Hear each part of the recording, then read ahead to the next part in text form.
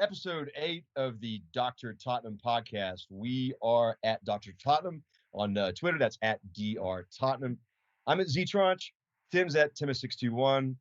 Bass is at VCOM1. Dan's at Yidvids. You can find us on Instagram. You can find us on Facebook. We have a YouTube channel. We appreciate your subscriptions. We appreciate your reviews. We appreciate your questions. Wow, we have had one hell of a week. I don't even know where to begin to start. We've got about an hour or so, and I don't know how we're going to fit it all in. I saw a moose this week. Coney scaled a stadium. Timmy recorded an interview with a master scout about one of our new signings, and Dan made his first pizza order in Spanish and fooled the Papa John's guy. So where do we begin? Where do we begin? I tell you what I'm going to start with. I mean, look, we're going to get to him and we're going to get to the signings. But as we were kind of talking about before we started recording, I mean, we even this time last week, this really wasn't of serious discussion. So an exciting week. So today, I mean, a terrific result: 5 goals, 4 from Son, 1 from Kane, 4 assists from Kane. A kind of a turgid first half, and then a second half with 6 goals. Nut stuff. I suppose let's start with Southampton. Let's start with today's result. Tim, let's start with you, as we always do, with the lineup. Your thoughts today. Were you happy? I I struggle to say if I'm happy with it because I've mentioned it before. I don't like Winks and Højbjerg together, and we'll get into that, so I'll table that. But just seeing the lineup, I just don't like seeing those two paired together. I don't think they work. Big shocks from the lineup, though. Dele. Dele. We're going to talk about him a lot. We're going to table that, but I think that's the biggest, thing when you open up your browser, open up Twitter, see the lineup, like, oh shit, Dele's fucking benched again. So you see that, and then Tanguy starting. So I was excited seeing that. And then the other surprise, I guess, is Toby being left out on the bench as well after not making the trip to Bulgaria midweek. So that's kind of looking at it from the lineup, but we went with the 4-3-3 for most of it, kind of interchanged to 4-2-3-1, 4-3-3, pushing Ndombele up. But overall, I was all right with the lineup. I just didn't like seeing that midfield pairing. Yeah, speaking of the midfield pairing, we had a comment question from Big White Hart Lane. He's at Spurs last minute. I'll direct this to you, Dan. He says, Ndombele, Winks, and Højbjerg all looked incredibly average. Would you agree that they were all mostly passengers and all needed to offer more and find a way to fit in the system? Your thoughts on the midfield? Well, we were definitely getting overrun there. I think it was whether Ndombele getting hooked sort of maybe took most of the blame of it. I don't know, but I think Winks and Højbjerg had an awful first half, offensively and defensively. They didn't stop their attacks. They didn't offer anything going forward.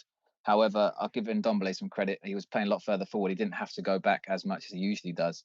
And I thought offensively, he showed some really nice touches and set up the goal. But a couple of times before that, he played some really incisive passes to Kane and to Son. So I was happy with how he played in the first half. But yeah, as a whole, you could see, like, from minute 20, 25, you could see the midfield was just completely overrun. There was just nothing there, and Southampton were getting so much joy. They were going from back to front with absolute ease. It was very similar to Everton last week, where it just didn't look like there was any midfield to bypass. And well, we suffered for it, and Lloris had to make way too many saves that he shouldn't have had to do.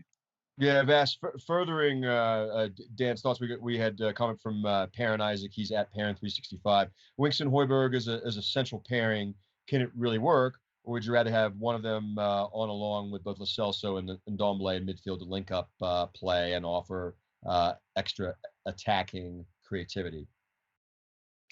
Yeah, I think if it was up to me, I'd probably have Lo Celso in the Winks role. And if we are going to use Ndombele in that 3, Dan's right. Ndombele was playing a little further ahead of the other two, and his attacking intent was something that was a positive in an otherwise dire first half. It was the first half really was awful. We were shapeless. We had no real pattern to our play. The midfield was getting overrun, as you've all pretty much said. I'm kind of not keen on the Winks and Højbjerg deal, but it's, I don't know. I think maybe we're still looking for that right blend at the moment and trying to find out what's going on. But yeah, I don't know. I'd probably put Lo Celso in there instead of Winks. But that said, the second half was such a marked improvement that you do wonder, maybe this is just a team that can only play when it's got its nose in front. That's just the real conundrum right now. Yeah, look, it was this match alone, we could spend 2 hours on. Forget about all the myriad of other stuff that we've got to talk about today. My one big takeaway about the first half is well, we really should, we could be 2 or 3-0 down, number one. And if we were really playing a much better team, this could be really ugly. But maybe this is just, part of the learning process. It's early doors, but it certainly was a tale of two halves. I don't want to keep on focusing on negatives here, but there were some pretty key defensive lapses, particularly with Dyer and also Davinson Sanchez getting split up on a couple of occasions. We had a question from AKB.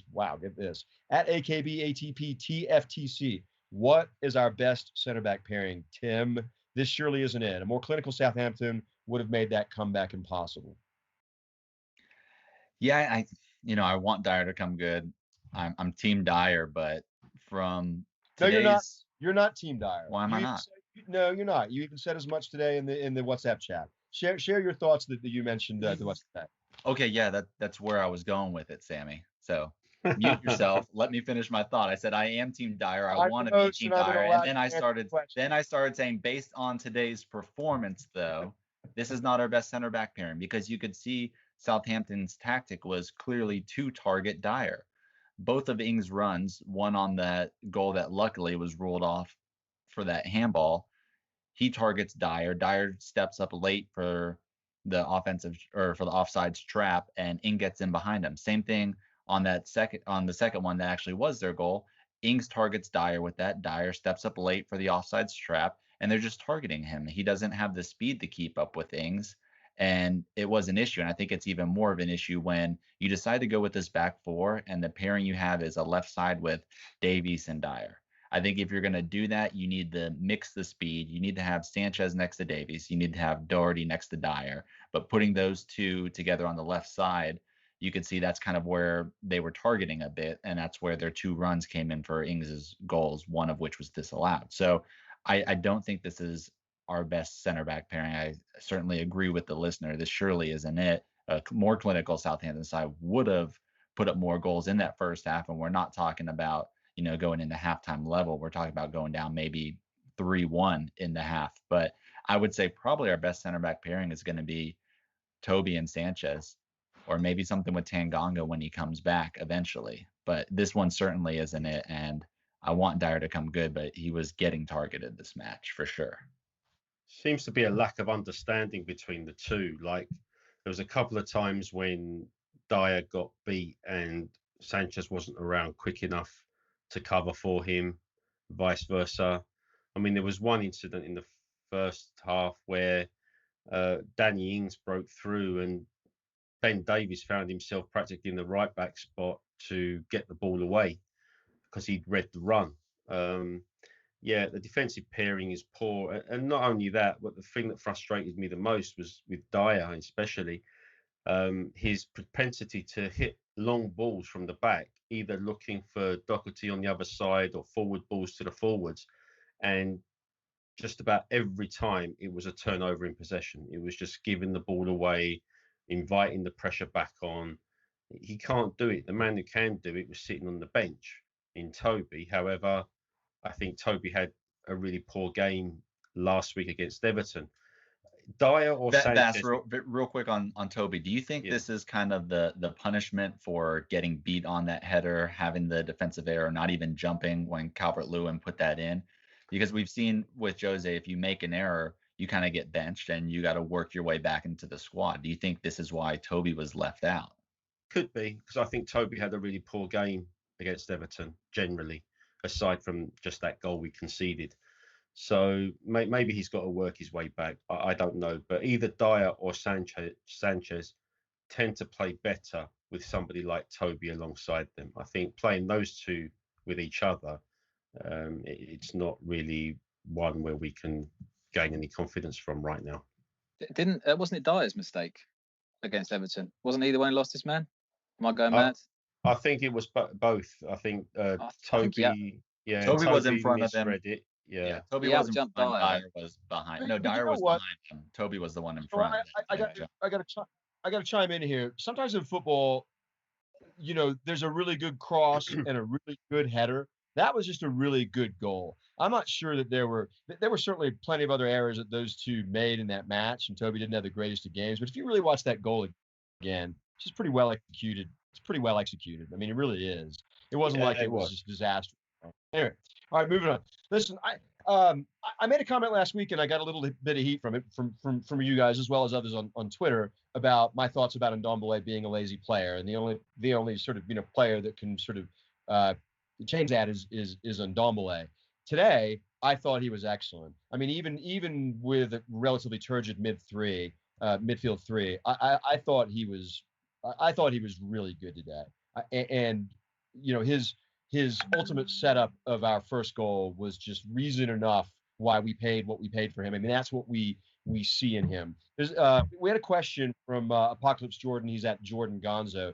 And Dan, I'll ask you this. Is there any concern over the Ndombele situation, or is that probably because he's still working on his fitness? I asked because he thought he was one of the few bright spots in the first half. So seeing him come off was odd. I will say this before you answer it. Vass and I were up in arms. We're like, what the fuck? Why are you taking off Ndombele? Because it was like, wow, that was like our first moments of seeing his greatness and seeing the effects that he can make on a performance. So there's two ways to look at this. I thought about this. When I first saw he got tugged off, and he had almost kind of tugged off. Yeah, you said that before, and I said it. It's fuck's sake, yeah.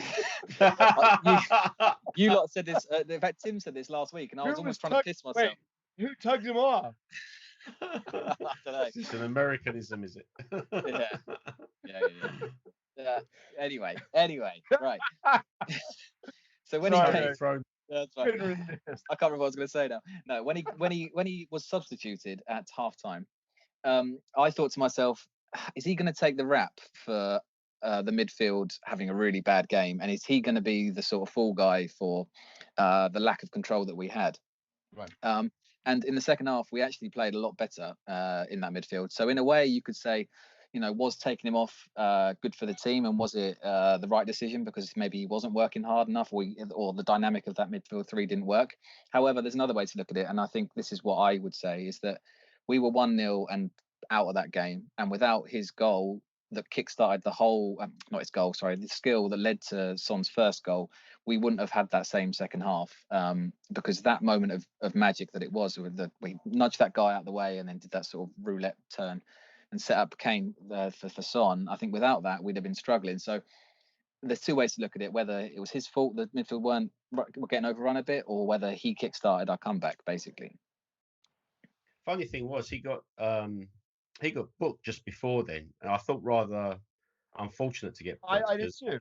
Yeah, I thought he won the ball, but that seemed to wind him up a little bit. And then when he took possession of the ball in midfield, that was just an excellent turn where he turned a couple of their players, turned around and fed a beautiful ball into Kane, who then found Sonny for what was at that point an undeserved equaliser, but you take it, and kind of set the mood for the second half. We'll get on to the tactic, because I don't think it was Ndombele the reason it wasn't working. I don't think it was taking him off that resulted in the change in our performance second half. I think there was a clear tactical change that would have worked with him in there, but I don't see a concern with the substitution, because in my mind, looking at his minutes, how they're progressing, I think there was a clear plan just going into this game, regardless of what happens and how many minutes he would get. Because you see our opener, you get 15 minutes. Then he comes in midweek in Europa League, he gets 30 minutes. Okay, we're going to up it another 15 minutes. So you're going to get a full first half. And I think there's a clear progression. And Jose's talked about how we do need to manage his fitness. He's coming back into it. I think there is a clear plan here, and we're looking in the long run. Look, I mean, this isn't Football Manager or FIFA. We have literally 9 games in 21 days, and you don't want to rush him out there, potentially pick up an injury or get him too tired to where he can't continue his progression in training.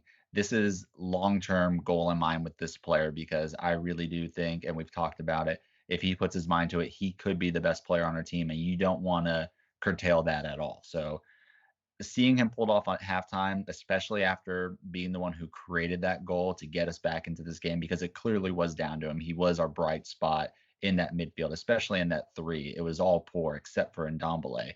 But seeing him get pulled after that, I think it's down to this was preset before the match. Yeah, and I'd just like to add, whereas I made the comments that I did last week, and I was impressed with his energy levels. I watched him more than any other player, particularly in the first half, and I thought he was running all over the place. I thought he was in for tackles. I really genuinely thought that he was making attempts at everything that he was doing. He wasn't just running for the sake of it. A couple things I just want to point out. Sammy, you can clearly see that he's putting in a different effort these last few performances. Yeah, I absolutely agree. A couple things I want to touch on before we move on. Number one, I thought Hugo was outstanding again. His performances are sort of a continuation of what he was putting in, the end of last season. I mean, he made that one reaction save, I think, from their young new signing was a terrific save. And he was tested on a number of occasions and kept us in that match. The other thing is this, and I got to be honest. Well, I don't have to be honest, but I mean, I've had a hard time cutting Jose some slack, but I was really pissed off at the body language that I saw from him and his coaching staff on the sideline, particularly as we were 1-0 down and that half was drawing to an end. I thought that was really poor. But then they come back and they clearly made a tactical change. And Tim, you alluded to it, and I'm sure you'll expound upon it. But it worked, and it worked well. And the substitution of Ndombele, clearly wasn't a bad thing. Man, all right. I mean, so where do we go now, guys? We will very quickly. We should talk another great thing that happened this week. We somehow went up to the Bulgaria and played on an atrocious pitch. Whoa, Sam, you said we're going to get onto the tactical change, and now you're going away from the match. No, I want to know. I wanted to come back to it. I just, but I thought that was later. Do you want to do it now? I'm fine. I don't know. I mean, it's on the rundown. Okay, well, you go. So what happened? So what was there? What was the cause of our change in fortunes, Tim, in the second half, tactically? Well, I think one of our listener questions just pointed out the best. Trey Terry said Kane started playing more as a false nine role in the second half. And he says perhaps we could see more of that with Bale and Son on the wings. But I thought that's really what it was, is Southampton was playing a extremely high line. Kane doesn't really have the speed to take advantage of that and punish them. So you drop him back a little bit, draw some of their defenders out, focusing on him, and let Sonny be the one to run in behind. And that's where I think the clear tactical change is we decided let Sonny be the one to run on. We still gave the long balls up, and I think it was a strategy that worked in this game. A lot of times we see it and it's very frustrating, but this is the time to do that, is when a team is playing that high of a line, almost at the halfway line, put it over them and allow your fastest player to run in behind them. And we saw Sonny put in 4 goals. So I think that was the tactical change that happened in this, is we took advantage of that. And the announcers, I don't know what they were saying on the UK broadcast, but here on the US broadcast, we're even talking about that, about how the Southampton manager doesn't correct that, seeing that we're taking advantage of it. They kept pointing it out. Southampton has to stop playing that high line because Sonny's getting in behind them. So that's where I saw the tactical change. We had Hotspur 1882 at its Hotspur 1882 said, do you think it was second half tactical brilliance from Jose or just a complete collapse from Southampton? I think it was a good tactical change, but Southampton also completely collapsed, and KWP didn't cause anybody to doubt why we sold him. Yeah. He had a good first half though, and he had a lovely assist. But yeah, no, it kind of that was a little I don't think just following on from what Timmy was saying. I mean, even in the first half, as bad as we were, had probably only 2 shots on goal before Sonny's equaliser were 2 goals that were ruled out for offside. One from from Kane after a Son pass, and one from was like that much. Yeah. Or whatever. Yeah, and then Lucas was offside for another one he put in the middle for Kane. So it's they were there for the taking, I think, even in the first half. But the problem in the first half was the forward passes were trying to be made by the defenders, as opposed making those forward passes from within the midfield. The first real forward pass that came from the midfield was Tongi's at the end of the first half, and we broke through and scored. Prior to that, we were just trying to knock the ball over the top for Son and Kane to run onto, and it wasn't working. But yeah, it's a tactic that works second half for sure. Well, and what Bass says, the passes coming from the midfield, that perfectly showed what Kane did is he dropped deeper. Son's third goal to start the hat trick was a no-look blind pass from Kane. He drops back, gets possession, and just puts it over their high line.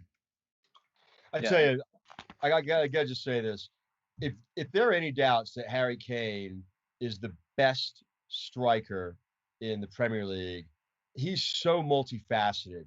I mean, not only did he have 4 assists, he had 4 remarkable assists. I mean, he passes to some degree like a Glenn Hoddle at times, let alone what he does in terms of producing goals. He was just remarkable today, and of course Sonny's finishing was just fantastic. I'm gonna pass the rock to Dan because Dan keeps trying to chime in. I'm sorry, I know Dan. he's got something.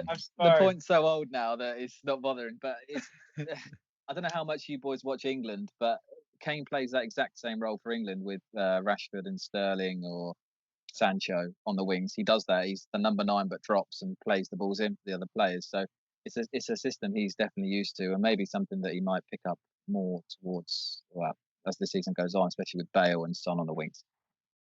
Man. To think about today, right? You've got Sonny on the left scoring 4 goals, 4 assists from Kane, a goal from Kane, and we got nothing from the right side. In about a month, we're going to have this other player on the right side. Oh my God, we're going to get to him.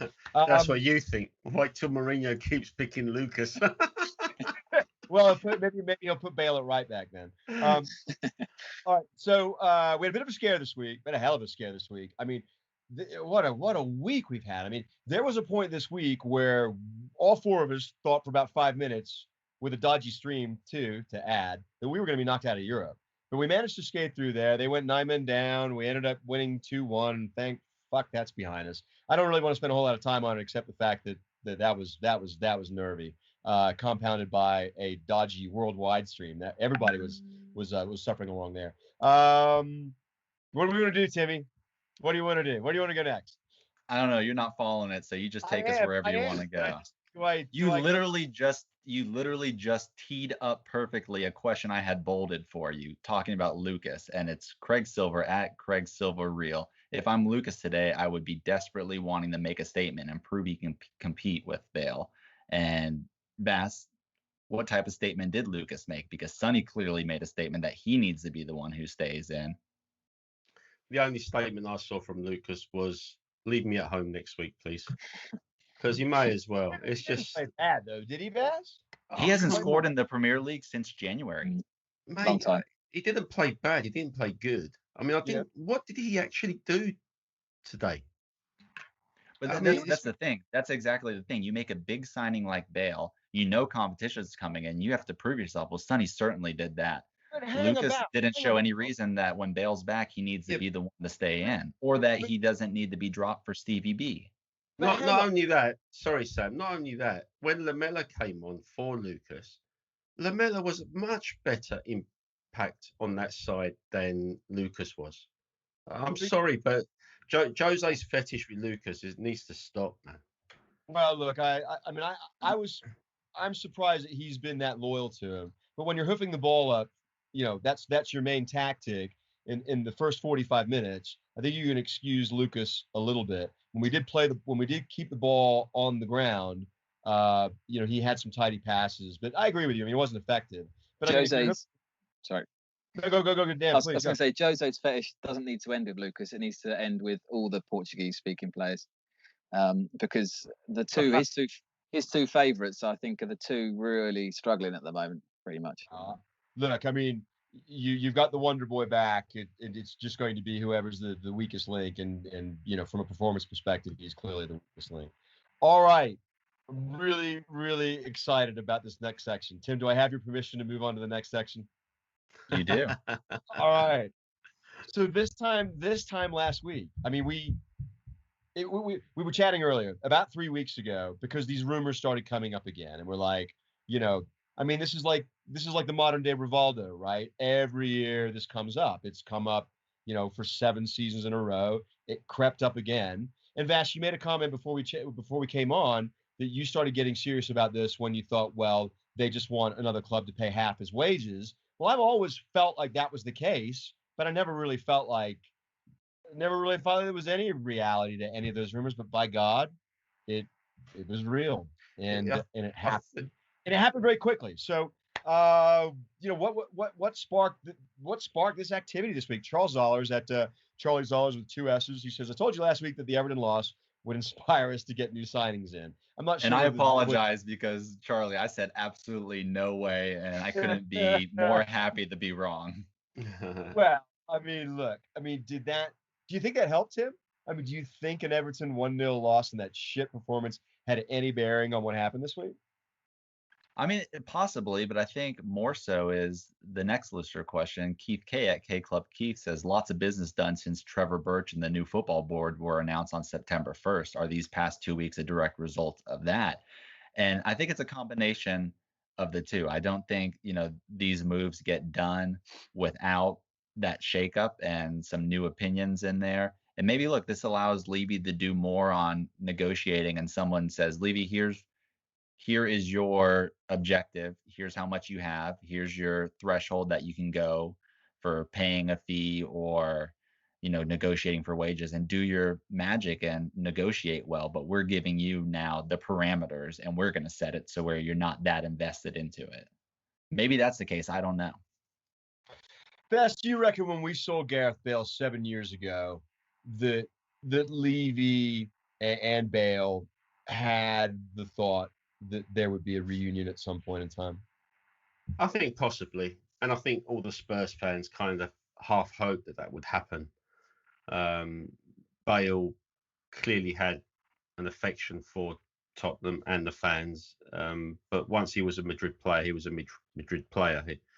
I read somewhere recently that there was an interview he gave as a Madrid player to one of the press over here, and it was around the time. Remember in the Champions League, the year we went to the final, we started off with 1 point from 3 games or something. Apparently, they talked to Bale about different things, Madrid, whatever, but he only really lit up when they started talking about Spurs, and he was so confident that Spurs would get through their group, even though they only had 1 point from the first 3 games and whatever. I think Bale has always felt that he might end up coming back. I think us fans always wanted that to be true. I would have liked to have seen him back maybe 2 years ago, rather than now. But you can't deny it's something special. And as soon as what you said before about Real Madrid offering to pay half his wages, yeah, that may have always been there, Sam. But I don't think they ever outwardly said it. Yeah, But yeah, recently they actually came out and said it officially, and that, in my mind, I'm thinking, well, that might make it possible now. And thankfully, it's happened. Amazing. So from what I've read is the Bale discussion didn't come up until the other deal was complete, and kind of towards the end, Levy was like, "Hey, is this a possibility? Can we work this out?" And it kind of was sparked after the other deal was already in place. So I don't know if it's always the case that they've said we'll pay 50%, or maybe it was, but Levy actually moved forward on it then. I don't know about that. I don't know how you can just go, oh, by the way, how about Bale? I have to wonder. I have to wonder whether the presence or the potential of Bale might have helped the other deal. Look, I want to stop for just a second because this week is an incredible week, and one of the things that I've been thinking about since this all happened is the human aspect of this occurrence this week. Look, for all intents and purposes, he's the most certainly the greatest Premier League player we've ever had. Arguably, when he left, he was the best player in the Premier League. In fact, he really was the best player in the Premier League. We were all gutted when he left.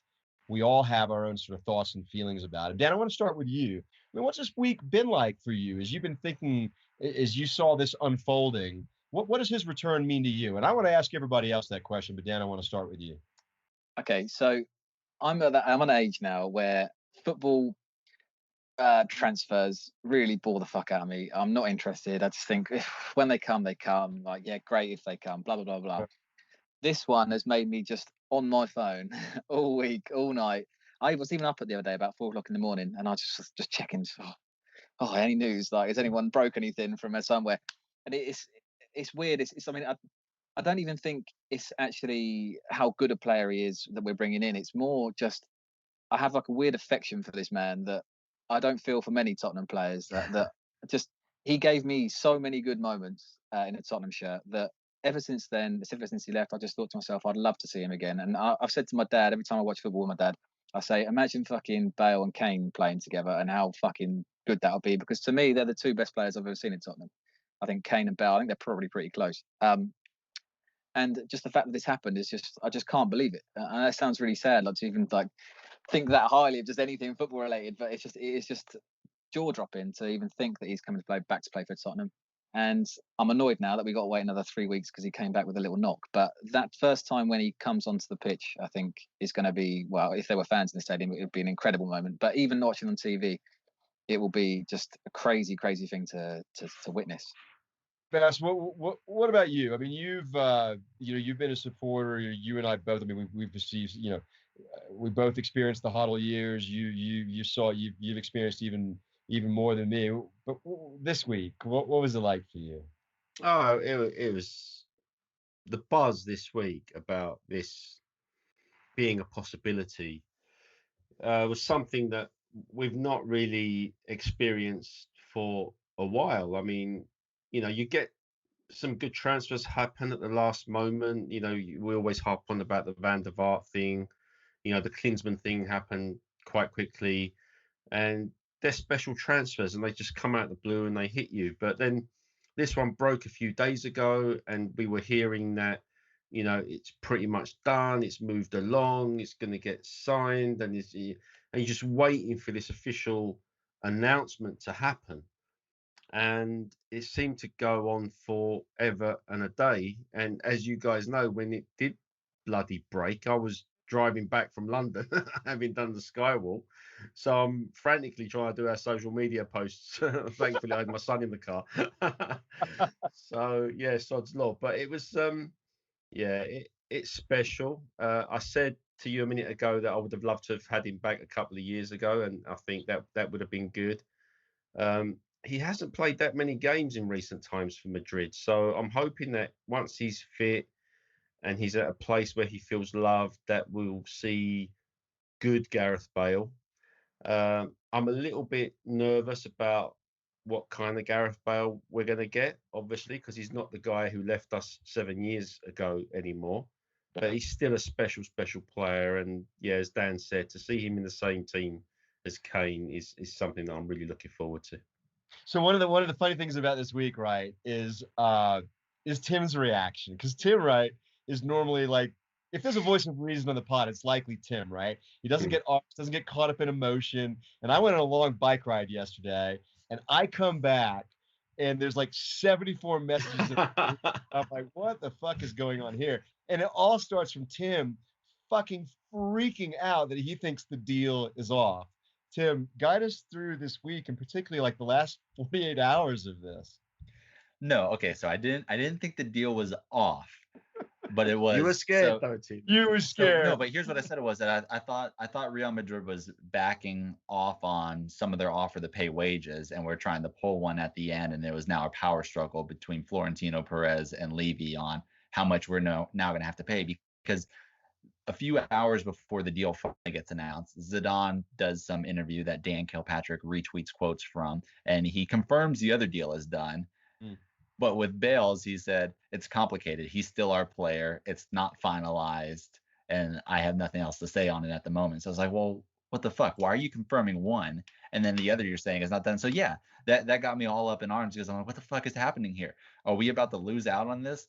Because for me, the signing of Bale is just it's the hope that it brings.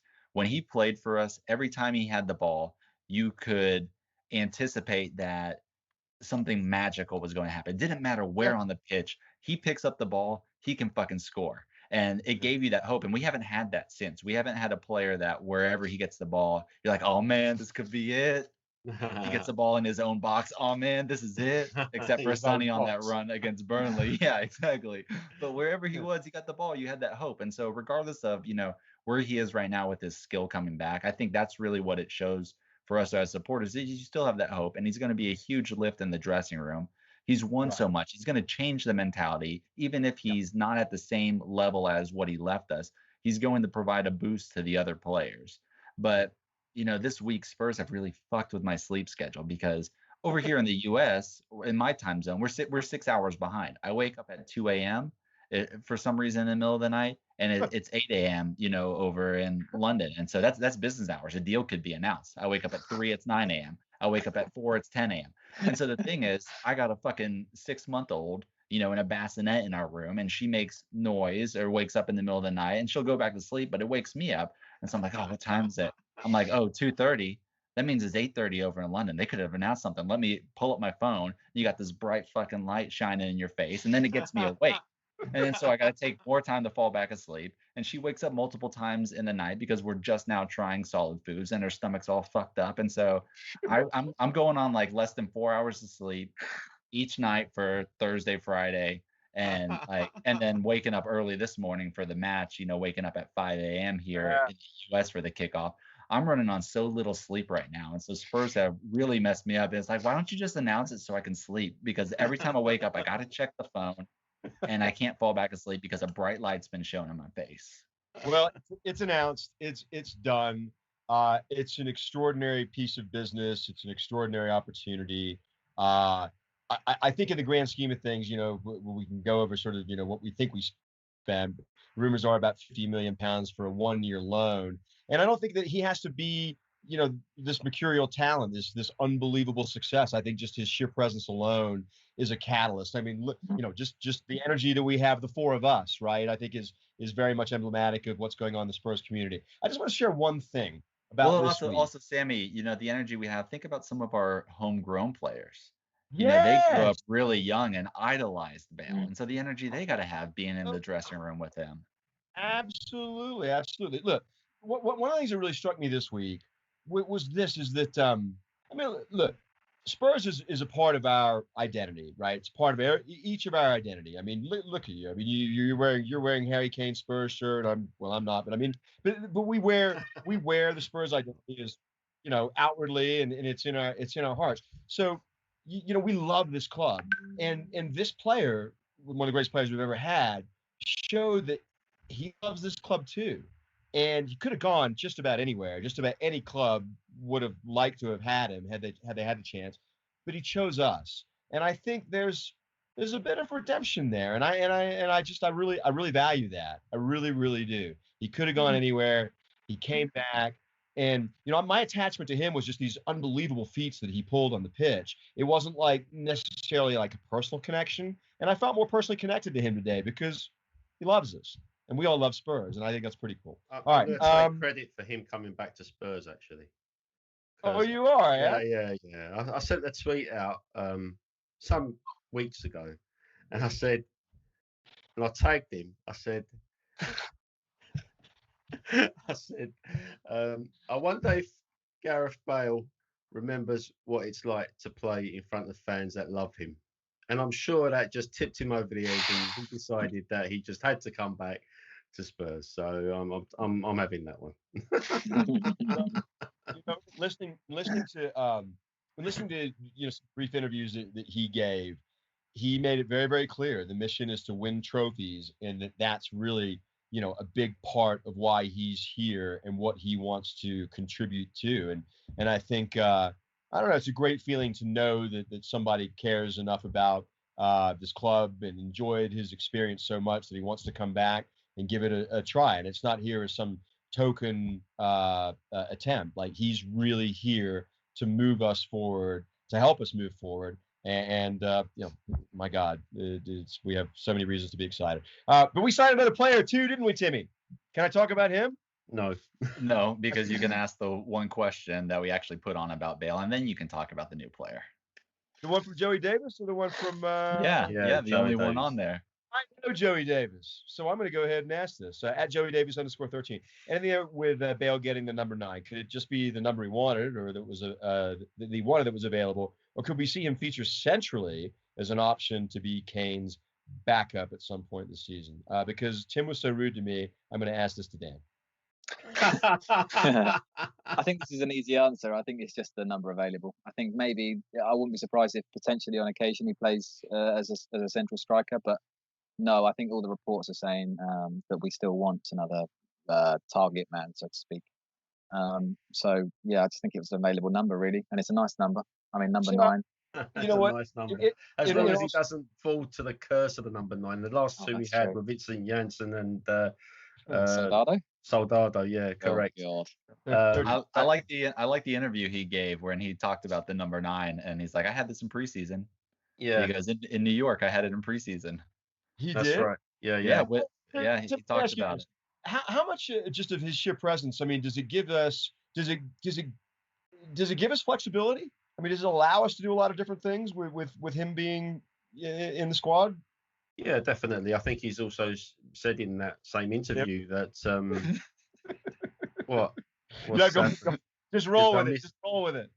Did I miss something? No. I said Tim. Yeah, he directed it to Oh, me you to said go with Timmy. it, Baz. Oh, Go with it, sorry. Baz. You got it. Go on, you go, Timmy. You go. Go No, on, Tim. you got it. You want to No, answer this? roll You with got it. it. I want to hear what you have to say.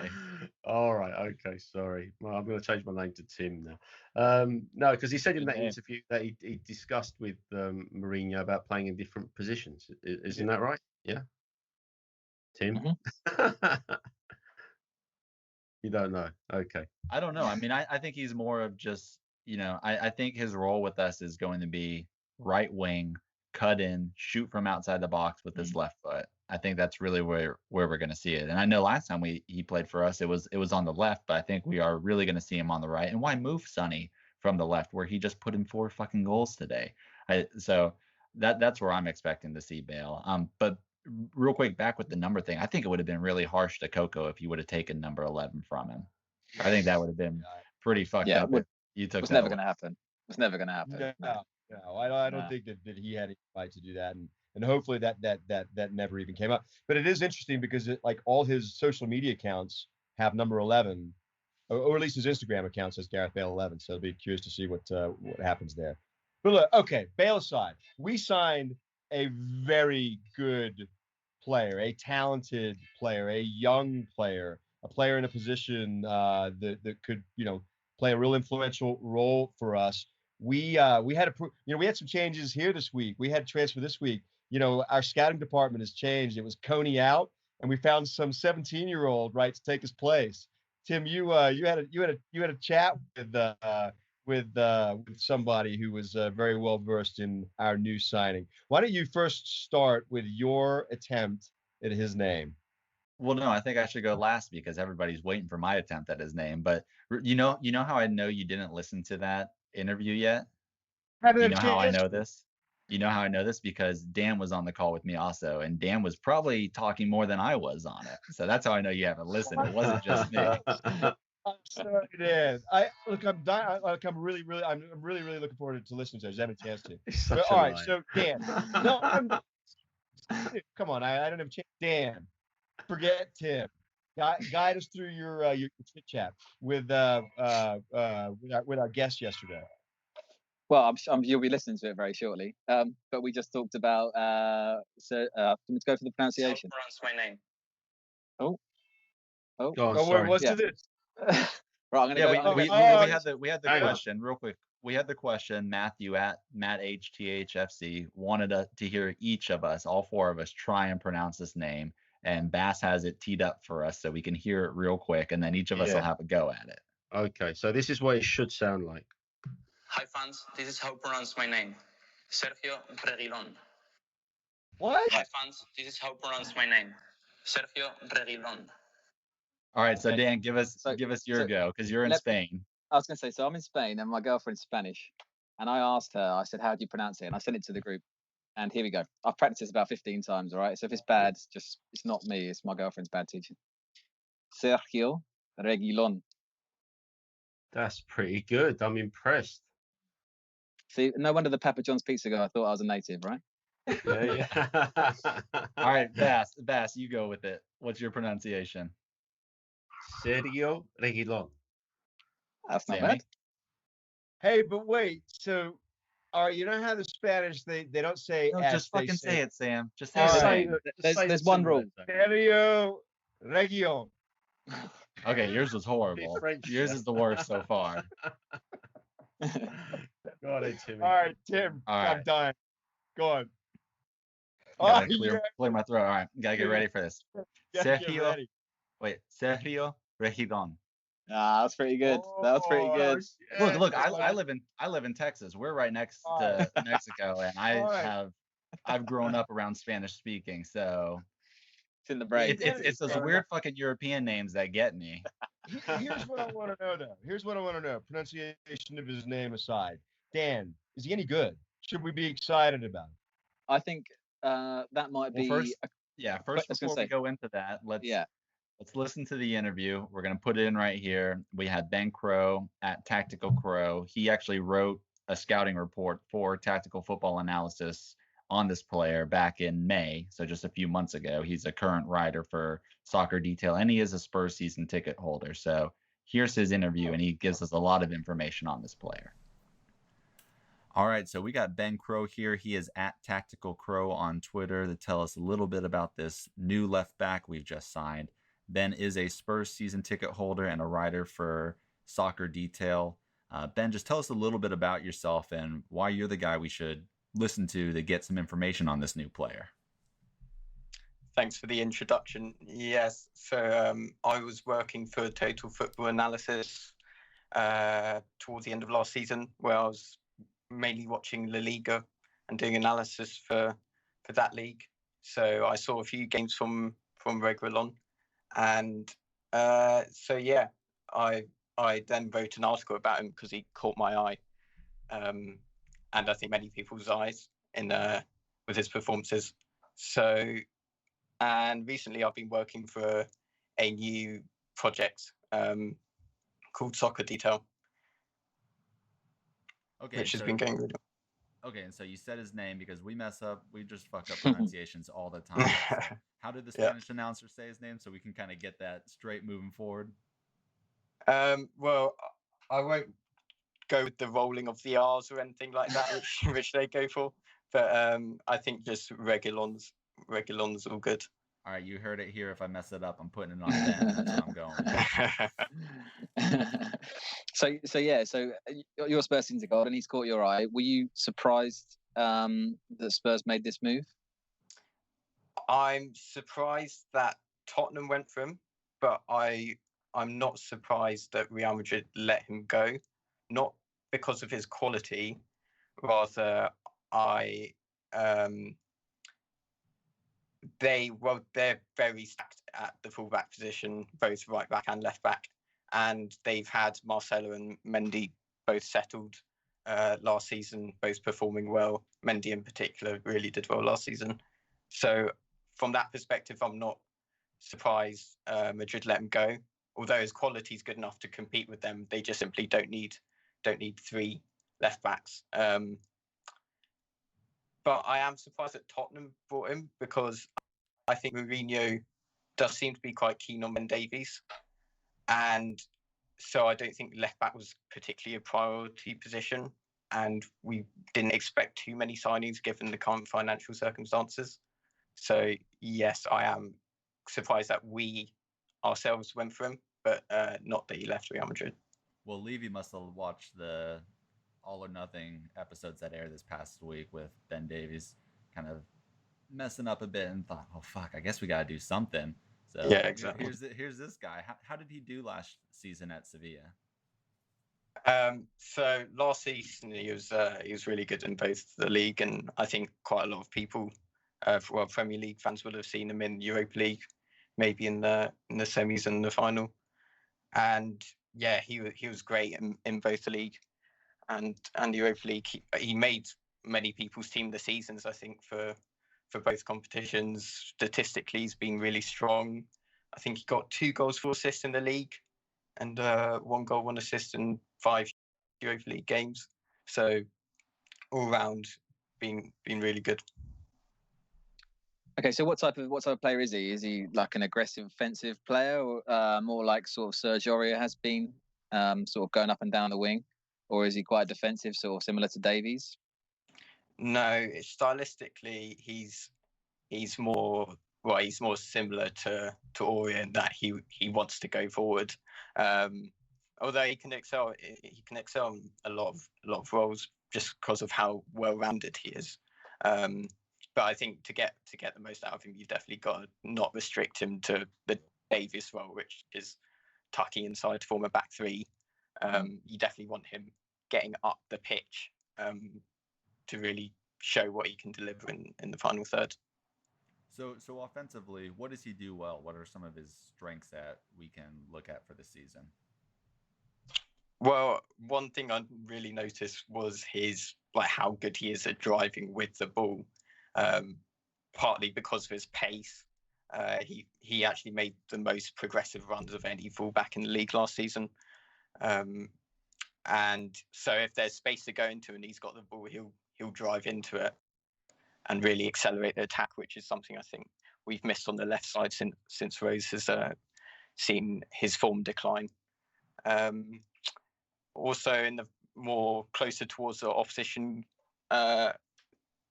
final third, he sees spaces really well, so he will know when's the right time to go on the underlap and when's the right time to go on the overlap.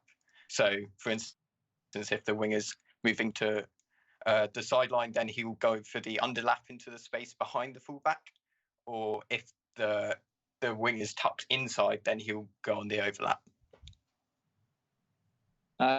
Okay, so yeah. So what about you've gone through his strengths. What about his? Has he got any weaknesses? I mean, he's only 20. Is he 23? So he's got plenty of time to improve everything. Yeah. But what does he need to improve? Do you think? So he's not got many, which is the good thing. I think with Tottenham's fullbacks, I don't think recently you've been able to say that too much. No. But if I was to go for something, it would be his crossing closer to their goal. From deep, he's actually quite a good crosser compared to most fullbacks. But when he's running at full speed, because his speed is so quick, he finds it quite difficult to cross. And he doesn't often decelerate enough to slow down and kind of gain composure to allow him to really cross properly and use the right technique. So he does rush sometimes in those situations, which could be improved. But I'm sure we'll see that improved because, like you say, he's still young. And is there anything else, offensively we need to know about this player before we kind of move on to his defensive abilities?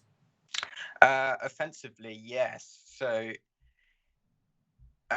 his contribution in the first third of the pitch actually is very beneficial in terms of helping the team play out when his team's under pressure. So I think he made 10 progressive passes per 90, which is excellent for a fullback. And so he's able to open up his body when receiving under pressure and still wrap passes into the midfield and sometimes the attackers even to really progress the ball. And I think that's something Tottenham have struggled with recently, is playing out the back. I think our players aren't particularly suited to it, and I don't think Mourinho's really been able to help them with that yet. Okay, so defensively then, apart from everything you've said, does he have any other defensive sort of attributes that really set him out from other sort of left backs in the league or in the Liga? So his one versus one defending is very good. So his technique is to typically push them. Sorry, that's my dog in the background. Is to close off the inside and force them on the outside into a less dangerous position in terms of shooting, and then really be aggressive and close down the cross and block it. So yeah, in that respect, he's very good, and he's very aggressive out of possession as well. So he'll really try and kind of dominate the flank in terms of not giving the opposing winger any time. Really try and step up, which can sometimes be risky, of course. That's the same with that kind of style of defending, playing on the front foot, is that he will sometimes leave space in behind, which can be exploited. But I think it's a risk worth taking when you're trying to get your team to press high and win the ball. Mm-hmm. And so how fast, you say he closes down space and presses really well, but how fast is he? Are we talking Kyle Walker fast, or yeah? We're talking close to Kyle Walker fast. We're not. Wow. He's not quite there. I don't think there are many people that are at his level. But I know that at least the season before last, he was top. I think he was 6th fastest in La Liga. Oh wow! Out of any player. So yeah, he's rapid. He's very quick. Mm-hmm. Yeah, because we signed Bergwijn last year, and everyone told me he's rapid, but I just haven't seen it since he's been at Tottenham. I agree. But I don't know if that's because of any possible underlying injuries he's had recently or not, but he's definitely not shown, I think, as quick as he can be. No, yeah, but hopefully Reguilon will. Yeah. Yeah, for sure. So Ben, what areas do you think Ledley and Jose are going to look to work with him this season, improve on? Where could he see some improvement? Well, I think aerially, and that's one area that I know that Mourinho definitely likes to, that he likes his fullbacks to be good at. I think he's 5'10", so he's not really tall, but he's certainly not small for a fullback. Hey, that's better than Kyle Walker-Peters, so we'll take it. Yeah, I was about to say that. Yeah, definitely. Because actually, I think Ori on the other side is better in the air than most people might think, because even though he's quite small, his ability to get up is pretty immense. So yeah, in terms of Reguilon, he could certainly improve that part of the game, but he's not poor, I don't think, in that aspect. So I think he wins about 50% of his aerial duels or something around that. So he's pretty average, but he's not. He could improve on that for sure. So you mentioned Aurier, and last season we saw that teams would kind of target him in our right side of the defense. Is this something that should be a concern for us? Is he a player that's going to be targeted, or does he have better, defensive awareness and positioning than Aurier? No, he's far better at making recovery runs as well as defending one-on-one. So yeah, I really don't see teams targeting him this season. I think he will be one of the top left backs in the league for sure. And if they are going to target an area against us, I think it will still be down our right, even with Doherty in there. Probably because, I don't know what system we're going to play, but I think either Doherty or Aurier will both still leave quite a lot of space behind them. But I think Reguilon will be better for tracking back and getting back than Aurier and Doherty will be. Well, you mentioned what system, and we had a question in from someone, Beard, and he says it appears the fullback position overhaul has finally been completed. Do we see Spurs change shape with these signings? So, I mean, do you have any clues on whether you think we will adapt our shape a bit compared to what it is at the moment? Obviously, he's a different player than Ben Davies, so how do you reckon he could change the side? Yeah, so I think we will. I don't see Mourinho using him in Davies' role, because I just simply don't think it gets the best out of him.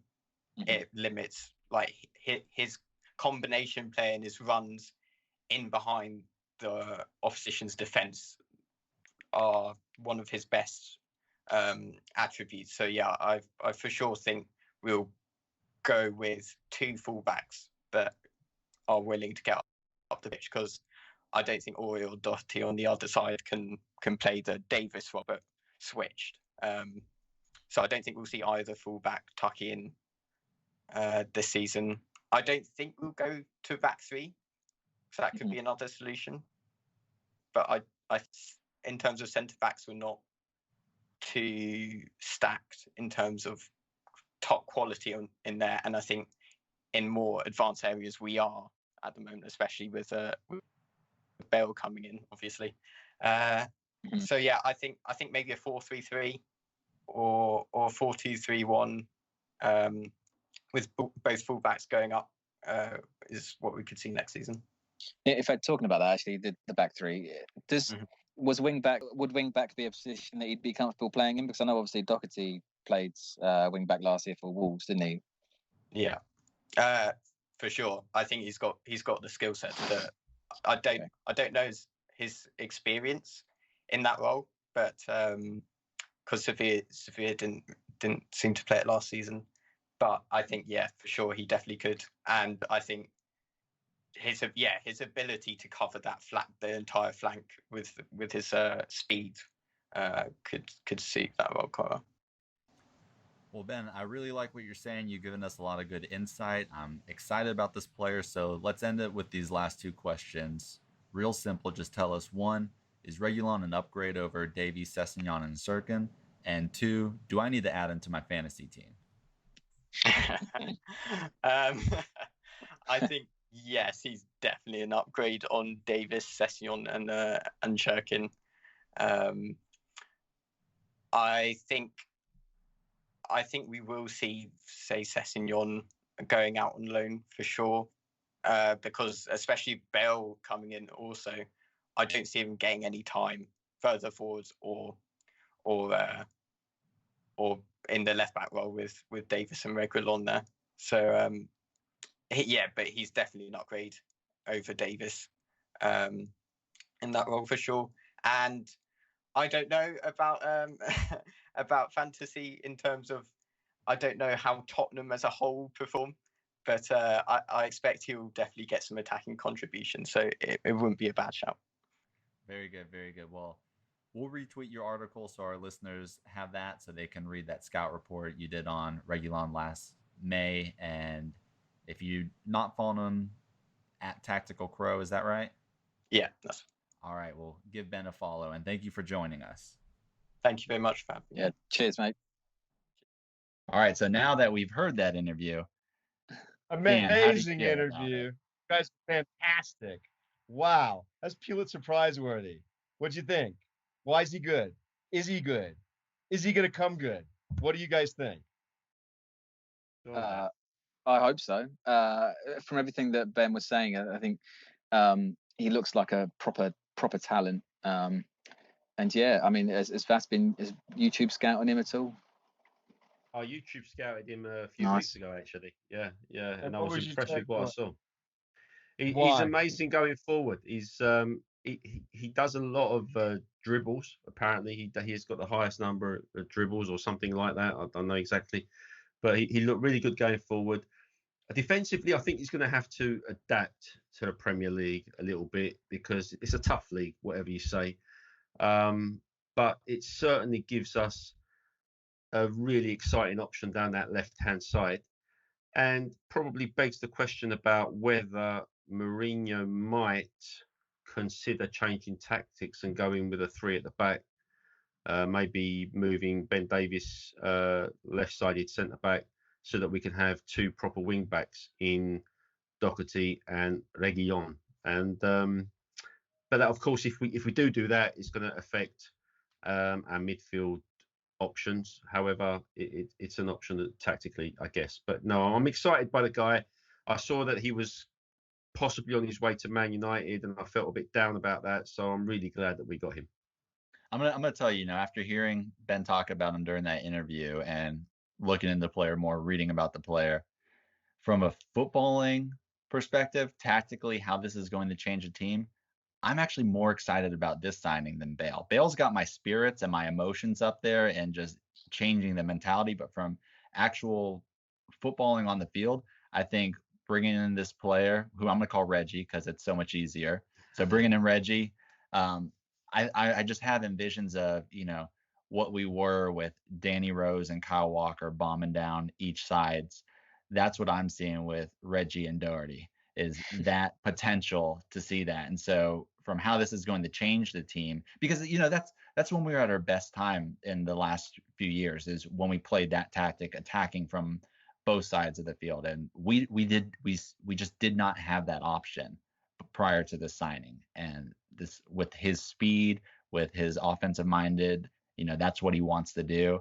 I'm really so excited about that. And I guess there was a reason he was voted best left back in La Liga last year. But let me kind of bring us down back to earth just for a second, because the structure of this deal, as I understand it, it is a loan, a series of loans essentially, right? It's a 1-year loan. Madrid has an option to take him back, and then they can buy him, or is it? No.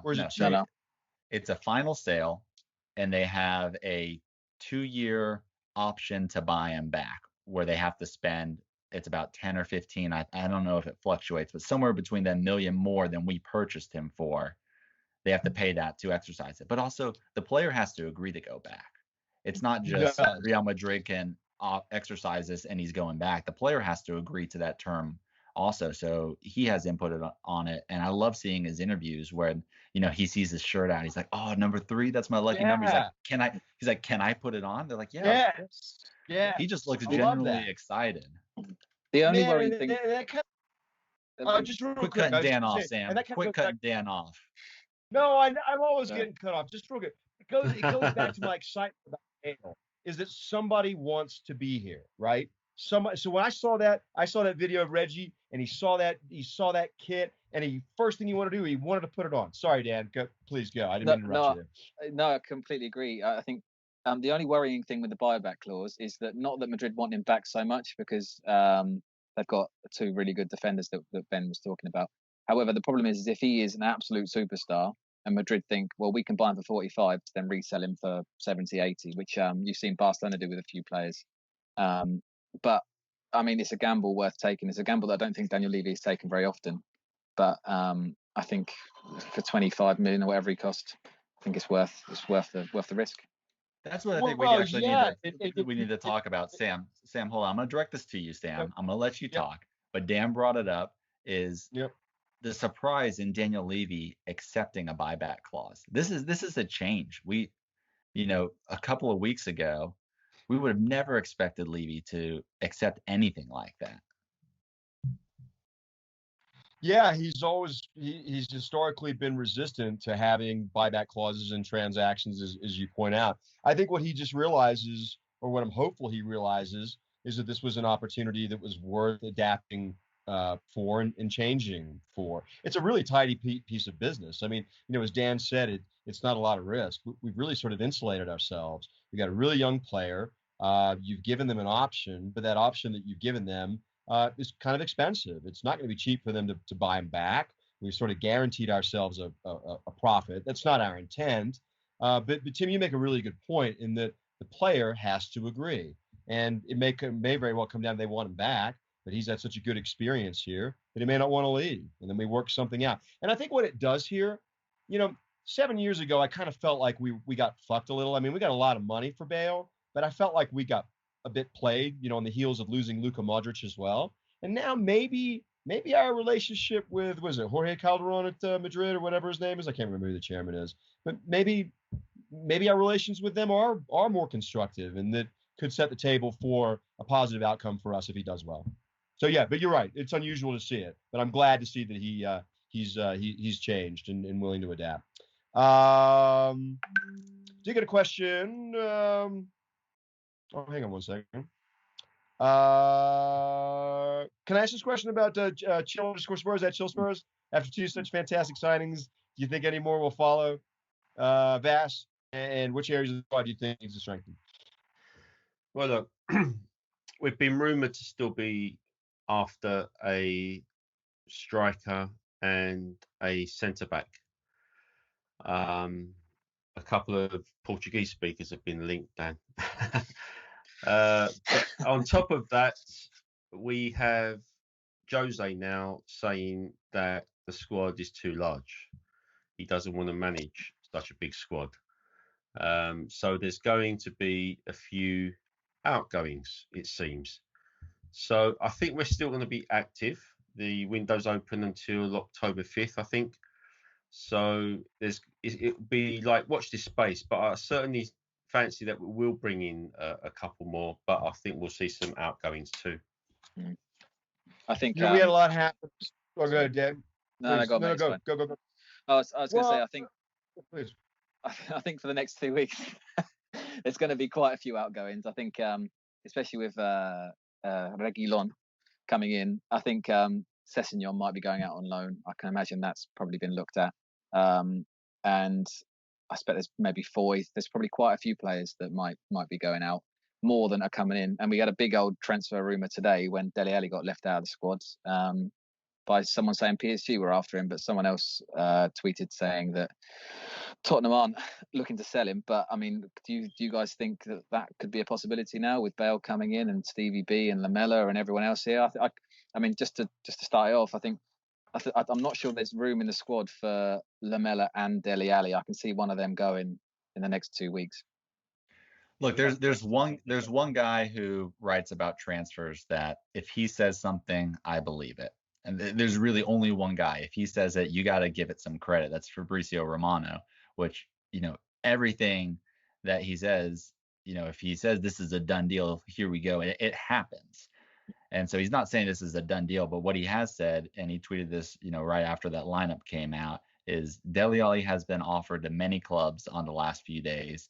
Tottenham won him out after signing Gareth Bale. Real Madrid refused to get him on loan as part of the deal. PSG are in talks with his agent and considering him. Other clubs are also in the race. So I think there is some actual, credit to this story and this rumor.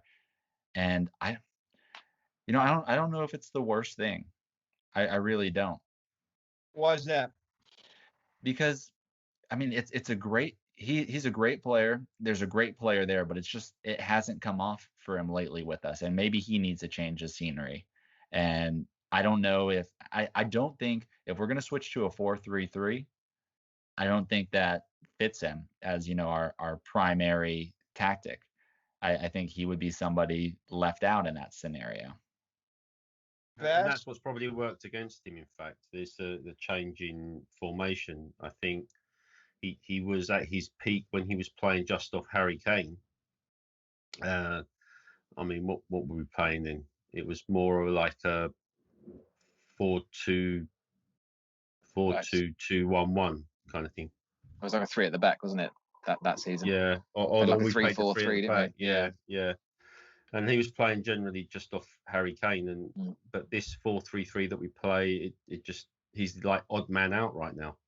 And we had a lot of people tweeting about Dele. We had at Saxy Kennen 17, at Yanni Joannidis, at Chef Resnick, at Nathan Cohen 17, at Jay Balogun 06, at Jonathan Webber 82, and at Super Spurs 66, all with questions about Dele. Truth be told, Dele hasn't been firing for a couple of seasons now, so maybe it's just time to part ways, as gutting as that might be, because he's been great and I think he's super talented. Someone's going to have to make room. Yeah.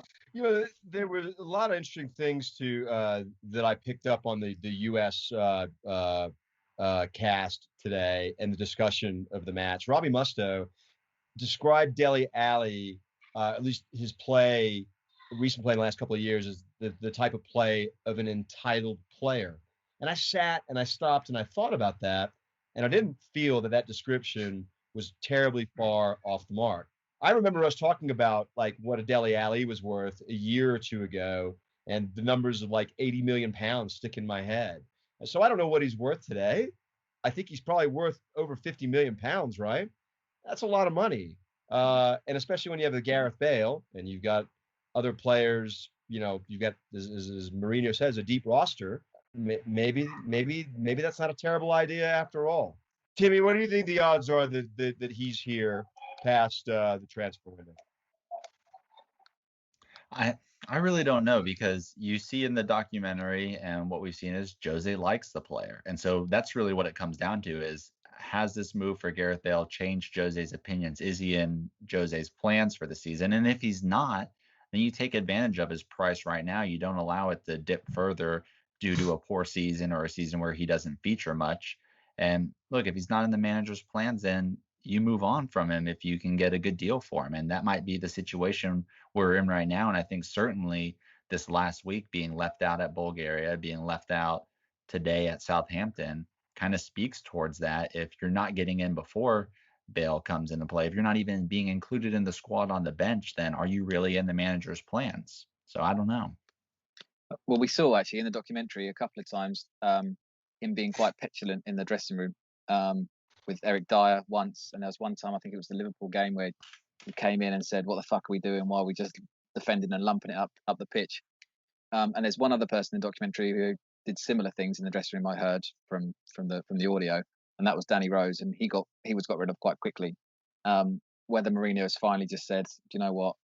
I don't want someone who is sort of speaking out against my tactics, maybe in the dressing room, or maybe isn't on board with exactly what I'm doing." Maybe he took the substitution last week at halftime badly. I don't know. But to not go to Bulgaria is one thing, but to not even be included in the squad today, that's not just an insult. That's a damning verdict on what you think of a player, and whether or not he comes back from it, whether it was just to spark some interest in him, I don't know, but we'll wait and see, really. Yeah, so assuming he's gone then, Sam may have already answered this, but Joe Hollenbach said, what's a reasonable return for the sale of Dele, and where should that money be invested? Tim? I think at least 50. There are clubs in Europe and people who still rate Dele very highly. He's a young player. He hasn't even hit that age of, your prime where you're 26, 27. He's still a few years off from there. And we're not in a situation where he's entering the last 12 months or he's refused to sign a contract. He has multiple years left on his deal. So if we are selling him, Levy is going to get a good deal for him. I think minimum is 50. It might be a situation where it's, staggered payments due to COVID, but I think minimum, 50 right now. I'm thinking more about probably 65. I mean, fuck, if Ben Chilwell is worth 50 million, Right. Dele's got to be worth, 65, 70. So that's more where I think you could get for him. And, a club like, to get that type of money, it's either going to be from, like PSG, Bayern, one of these big clubs. I would hope that we don't sell to United, because I think they would offer that type of money for him. I hope when we sell him, it's out of the country, and I would take less money for it not to be a situation where it comes back to bite us in the ass in the league. I think we'd be lucky to get 50 for him, to be honest. Yeah, so do I. I think you're only as worth as much as someone's willing to pay, and I just don't see any of the big clubs wanting to really pay for him. I mean, can you think of a suitor? PSG just doesn't make sense to me. I just don't see him going there and doing much. How are they for financial fair play? I know it's been canned, but they were having trouble signing players recently. I think the only teams I think would pay more north of 50 are probably from England. And yeah, do you want to send him up north to Manchester for him to do some damage to you? I don't know. I don't know how I feel about it. What I do know is I like the fact that I feel that we're in a position of strength here. Is that we've sent him a message, whether we ship him off or not. We've told him we have a big squad, and we're unafraid to bench you if we feel that you're surplus to requirements. So either get your shit in gear, play for us. And so I think a message has been sent, and I think in listening to what you guys have said here, particularly with All or Nothing and kind of what we all seen, is that he's got a bit of an attitude, and he's going to need to shape up and perform, because there's a lot of really good players in the squad, and if not, then we can sell him. And I'm sense that we're only going to sell him, given like what Tim said, he's on a long-term contract. We're going to get some good money for him. Let's see what we've got. Let's go to quick fire questions, because we've still got a lot of stuff to cover. Vash, you want to ask All or Nothing? No, just to wind it up, because I think All or Nothing's been sort of done to death by not just us but other podcasts too. The only things that really stood out for me towards the end were the chat with Ndombele by Daniel Levy, to sort of essentially put the ball back in his court and say that if he wants game time, then it's got to be down to him to prove that he gets it. Not entirely sure why Daniel Levy was having that chat, but yeah. And the other thing that I noticed. Sorry, Sam. What? I heard that was a really uncomfortable discussion. Was that a fair description? Yeah, it was. I mean, you have to feel for the guy because it's obviously affecting him, the lack of game time, not just from a fitness standpoint, but from a mental standpoint, I think. But listen, he seems to have started off in the right way this season, so let's hope that continues.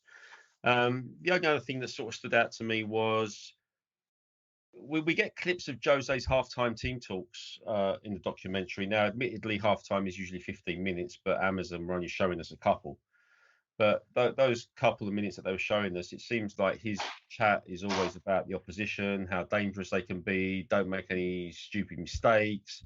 They're dangerous here, and be careful. And it just kind of smacked me as, I don't know how motivating that is to sort of like just keep putting fear in players. But on the flip side, he did ask them to press and to push on at times and stuff, and I don't know how well we were doing that. That's what I took from his team talks is he's telling them to press, push on, be aggressive. Yeah, it's like, are they just not listening to you? Like, why is it? Because we didn't see that at all during that time period when those talks were given. Yeah, we're not seeing a team that's pressing, being aggressive. What we saw was boring football that we hated to watch, a team sitting back, and it's like, well, wait, why is this documentary showing us Jose saying one thing and then we actually saw a different thing on the pitch? And so maybe that's more of to kind of Dele going out, because Dele was a big role during that time. I mean, if you have players who aren't putting in the game plan the manager's wanting, maybe he's fallen out of your plans. I don't know. That was kind of my biggest takeaway. That, and Dele now knows how to make baked beans. I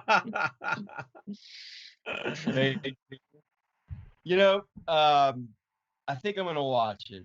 Now that we signed Bale, I think I'm comfortable with watching it. And the way that I'm going to rationalize it is that sort of my general disdain for the manager was kind of reason enough, at least in my mind, to not watch it. I think that he was influential in getting a player like Bale, and I'm so happy about getting Bale back that I'm willing to give Jose a pass, and I'm willing to watch it. So, but maybe a daylight dollar shot. Look, I'm only going to ask one more question on the quickfire questions, and it's for you, Tim. If Alex Morgan is number 2, who is number 1? JAH, Coys and Steelers for Life at Chef Possesco, and Nathan Cohen at Nathan Cohen 17. And what does it mean to be number 1 or number 2? Look, what is how do you guys not have a list? How do you not have a celeb list? Because my wife won't allow me to have a list. That's why you have your own list. I got my own list. How don't you have a list? I got a list of. I got a top 5. I got a top 5 list. Top 5 for what? What are you gonna do with these top 5? Crush. It's a top 5 crush. Oh, it's a crush. Oh, okay. All right. It's my top 5.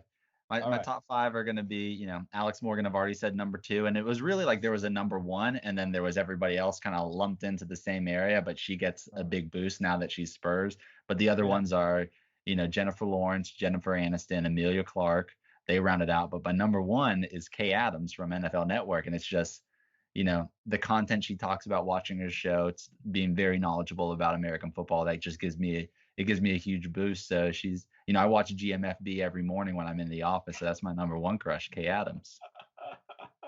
Does Frances allow you to have like the one person that you would leave her for, or no? No, not really. But I guess I've got a crush list, maybe. No, I don't rank them like Timmy does. But I wouldn't say no to Charlize Theron, for example. But there you go. Do you know who my number 1 is? Yeah. Do you remember that time someone put that female filter on Giovanni Lo Celso?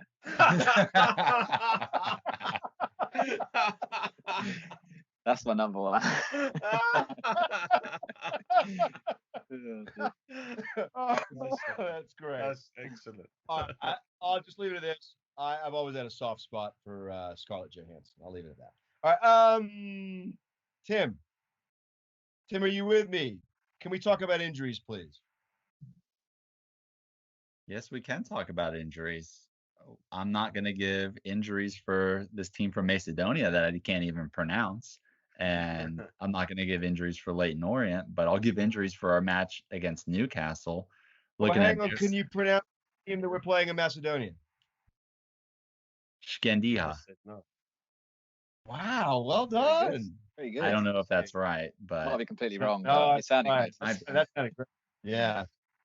But so looking at injuries for the Newcastle match, they got a couple players out. Dubrovka has a heel injury. He's out. So their goalkeeper, Dwight Gale, recently underwent knee surgery. He's out. Matthew Longstaff, defensive midfielder, is doubtful. He hasn't been ruled out, but he's been dealing with a thigh injury. Paul Dummett, center back, missed the start of the season after a long layoff working on match fitness. Keep an eye on his status. Another center back, Fabian Schär. He actually dislocated his shoulder against us back in July. That was the last time he's appeared, and he's been out since.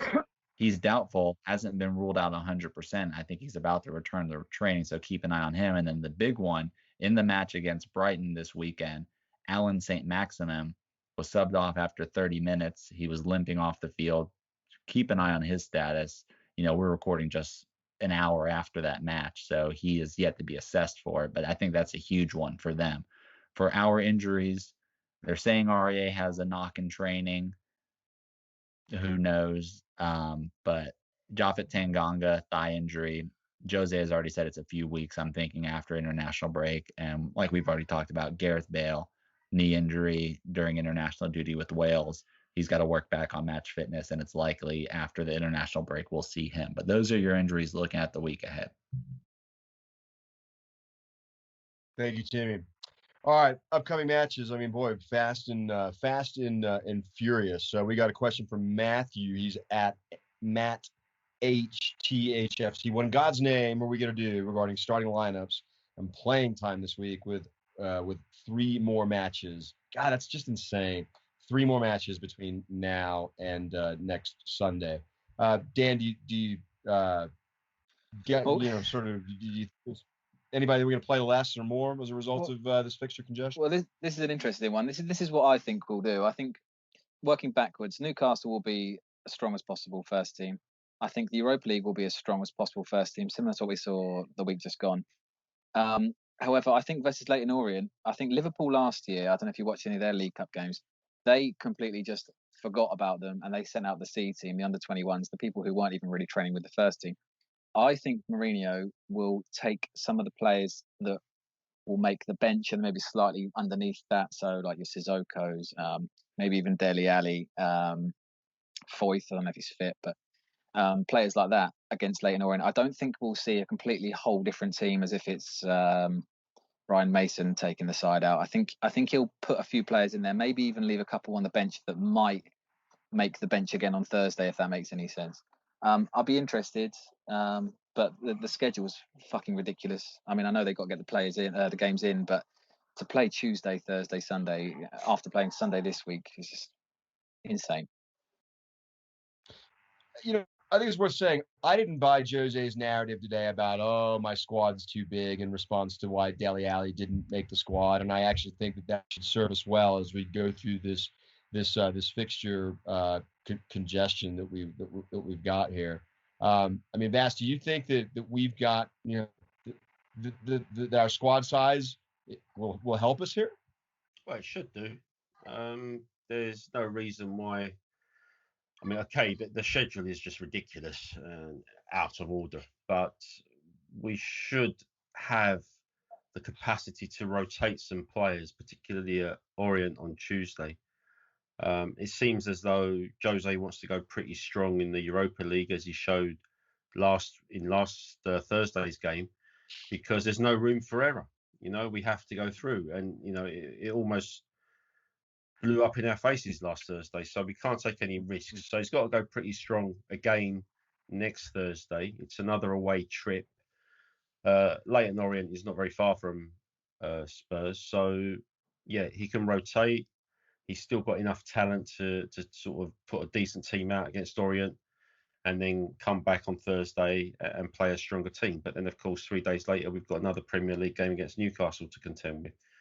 But yeah, I don't know how we're going to do it, but we need to rotate somewhat. Tim, before we go to shout out and close, you got anything to add about fixture congestion and any thoughts as to how we may approach lineups? No. Hey, who's your favorite footballer?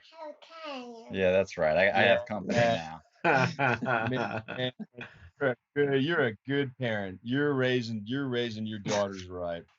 All right, it's been an amazing week, an amazing week. Is that McKenna? That's Mama. Yeah. I mean, Nash has got another. I mean, we have 2 superstars at Spurs now, maybe 3 even, if you put Sonny in there, right? I mean, this is really, really amazing. That front 3 is just something just so exciting. It's I'm thrilled. What else? Anything else? What have I got here, guys, to close? Anybody shout out? Wow. Just give us your reviews, people, on iTunes, as ever. Yes. When the pod's out, give us the odd retweet now and again. We'll be grateful for that. And subscribe to YouTube, and we're also on Amazon Music now, as well as Spotify and everywhere else you can find us. Yeah, and great job, guys, on your interview. I look forward to listening to that, and we want to thank our guests for joining us and dropping knowledge on. We're just going to call him Reggie. His name is Reggie, and he plays for the Tottenham. Have a great week, boys. Come on, you Spurs.